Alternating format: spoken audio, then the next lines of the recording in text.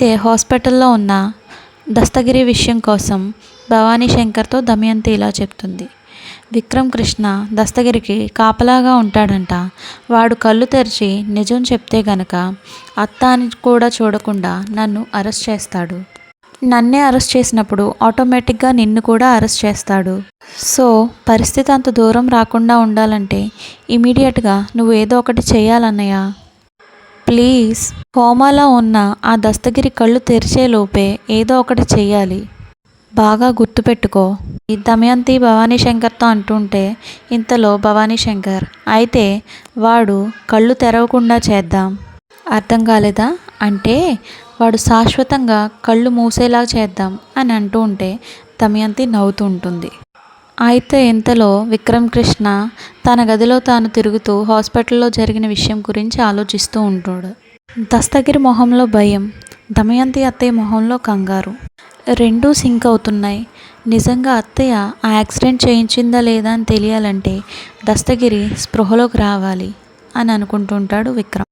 ఇంతలో రాధ వచ్చి, ఏవండి గారు వచ్చేసారా? మీకోసమే చూస్తున్నా, భోంచేద్దురుగాని రండి అని అంటుంటే విక్రమ్ తల పట్టుకొని కూర్చుంటాడు. అబ్బా, మళ్ళీ మొదలు పెట్టావా? ఏవండి గారు, ఎందుకు ఇలా టార్చర్ చేస్తున్నావు అని అడుగుతాడు రాధని. ఇది టార్చర్ ఎలా అవుతుంది శ్రీవారు గారు? భార్య స్వర్గం అవుతుంది కానీ నరకం ఎలా అవుతుంది అని అడుగుతుంది. అయితే ఇంతలో విక్రమ్ కోపంగా స్టాప్ ఇట్ అని ముందు అలా అంటూ ఉంటే తప్పదు కాబట్టి భరిస్తున్నాను. మా నిద్రమే ఉన్నప్పుడు కూడా ఇలా టార్చర్ పెట్టడం ఏమీ బాలేదు.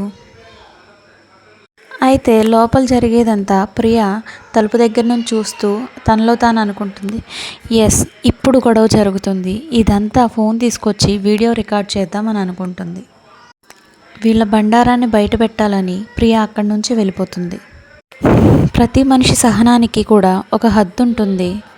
నువ్వు ఆ హద్దు కూడా దాటుతున్నావు అంటే ఇంతలో రాధ, నేనేం హద్దులు దాటట్లేదు, ఏ క్షణంలో ఎటు నుంచి ఎవరు చూస్తారో అన్న భయంతో నా జాగ్రత్తలో నేను ఉంటున్నాను రాధ అంటుంటే, విక్రమ్ జాగ్రత్తగా ఉండడంలో తప్పు లేదు, నేను ఇలా అతి జాగ్రత్తగా ఉండడం నాకు ఇష్టం లేదు అంటే ఇంతలో ప్రియ వచ్చి వీడియో తీస్తూ ఉంటుంది.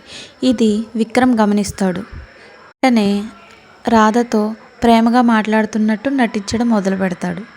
అప్పుడే నువ్వు పిల్లలు వద్దనుకుంటున్నావు కాబట్టి ముందు జాగ్రత్త తీసుకోవడంలో తప్పు లేదు అని మాట మారుస్తుంటాడు విక్రమ్. అతి జాగ్రత్త తీసుకుంటున్నావే, అది నాకు ఇష్టం లేదు. ఇంతలో రాధకి డౌట్ వచ్చి, ఏం మాట్లాడుతున్నారు మీరు అని అడుగుతుంది. నువ్వు మాట్లాడుతున్నదే నేను మాట్లాడుతున్నాను. ఏమండి గారు, ఇప్పట్లో మనకి పిల్లలొద్దు, 4-5 సంవత్సరాలు ఎంజాయ్ చేసిన ఆ తర్వాత పిల్లల్ని కందామని నువ్వే కదా అన్నావు అని రాధని దగ్గరికి తీసుకుంటాడు.